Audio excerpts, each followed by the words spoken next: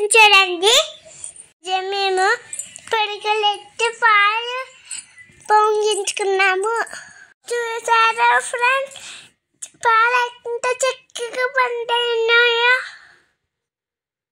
చెప్పండి, మా నాన్నమ్మ మా మమ్మీ పూజ చేసుకున్నారు. ఫ్రెండ్స్, మా నాన్నమ్మ చక్కెరకాయ రథం చేసింది. అందరూ సూర్యభగవాన్ దండం పెట్టుకొని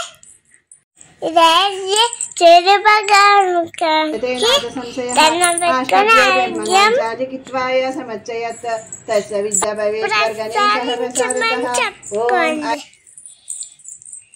మీరు అలా చేసుకున్నాను చెప్పండి ఫ్రెండ్స్.